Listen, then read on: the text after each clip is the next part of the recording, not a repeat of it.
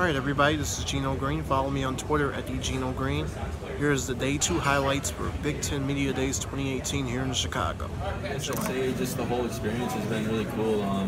Get to interact with some other players from around the conference that you normally wouldn't talk to, so that's been pretty cool. This coming season, what are some of the goals you have for yourself individually as a quarterback and also the offense as a whole? I mean, you guys had some games last year where you were very good, but then you had one at Wisconsin that I'm sure you like that. Yeah, I think individually and for the whole team, I think one of the main things that we're trying to focus on right now is just build consistency throughout every aspect, whether it be third down efficiency, completion percentage, just all those statistical categories that were up and down last year, just really kind of keep them at a high level. I'm sure you've been asked about that Wisconsin game last year, but you guys are coming up with Ohio State, right? Yep. What happened in that? I mean, I know it's different teams, but what happened that was so different one week to the next for the offense? Yeah, again, we just didn't come out with the same consistent. We didn't execute at the same level that we did the week before. And there's a huge difference between playing a night game in Kinnick and playing a night game in somebody else's stadium too, and not taking anything away from Wisconsin and what they did, because they played a great game, and our defense helped us out a lot that game and kept us in the game for a while. We just couldn't produce. Your son went out at Oregon, or did he come out there? And Brian made a trip out there and visited with some of the folks there, and I wanted to pick their brain about how they did it. And, I talked to several other folks too that have been involved in it. And we just all kind of pulled it together and came up with our own formula. In a football sense, why is it advantageous? I mean, just in a pure football sense. It's funny when you go through something, you think it out. We talked about it an awful lot, like staffs do, but once you get into it and you learn even more, one of the biggest benefits I found, we all talk about, flipping the page after Sunday, like it's a 24-hour rule, let's get moving. When you practice Monday morning, you have to get moving, so it took all the guesswork out. One thing I like about it, by Tuesday morning we've had 2 practices, and so in the old days we'd go to our first team meeting at 3 o'clock on Tuesday.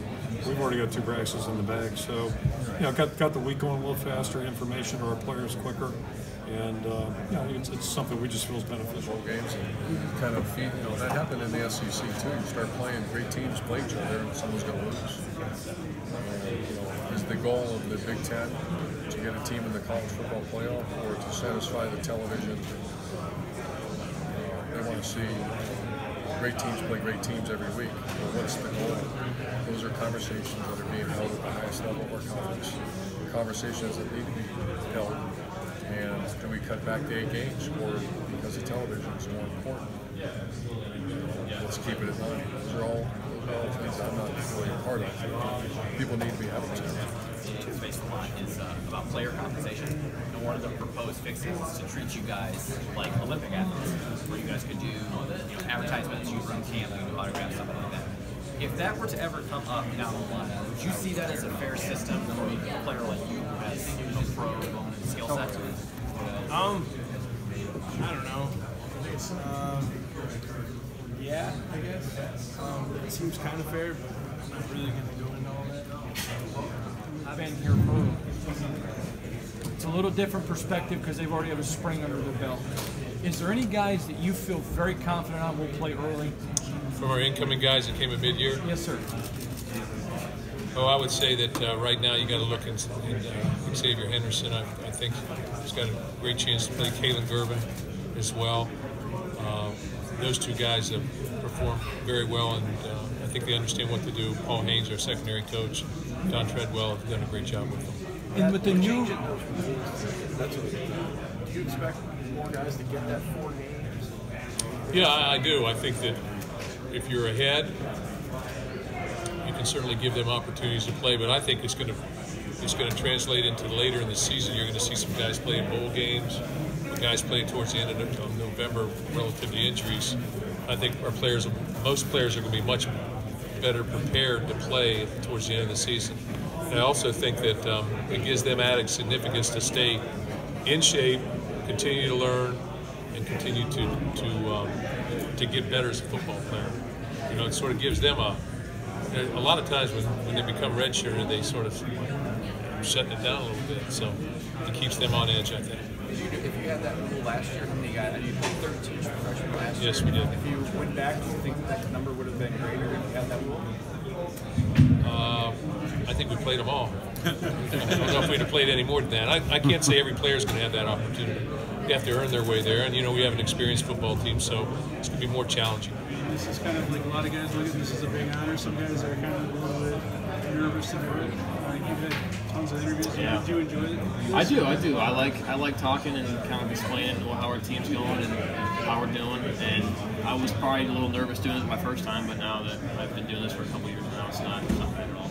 I mean, you probably feel the same way now that you've had a year starting under your belt. How do you feel about where this offense might be coming into the season? What do you guys need to do to get that tuned up? Obviously, it's early, but I think it could be comparable with the 2014 offense. I think we have all the weapons to be able to get back to that. I know last season we weren't as consistent as we wanted to be.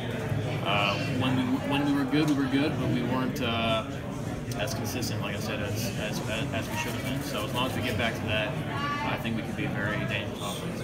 Certainly he's had position flexibility and versatility, and I think that the more that he's played, he's understanding the kind of fine points of being technically versatile. So that you go up against and you can adjust your game to whatever it needs to be done. And I think Starcy's smart. And I think he's got some inherent skills to him, and then he works. I think that's to be said for all of our guys up front. But I think there is versatility in his game, not just in the positions that he's played. You get to the stadium about an hour, 50 to an hour minutes before workout. I get in the hot tub for 10 minutes. I get out, I stretch, and I do this little band warm up to warm up like glutes and and obviously we got our full stretch before the workout. After ice tub, arm attack, game ready. At night I'll sleep with my feet elevated and help me swim. How many pillows? Usually like 3 or 4. Because if you're too high, you can't sleep. I don't care what anyone says. What's that feel like? I mean, you get used to it. How long did it take you? A while. It sucked at first, honestly, but now I'm pretty used to it, so it doesn't matter. Yeah, so you go through all that. How much does that make you feel? A lot. I mean, it took me 24 months to figure it out. I think I got the recipe for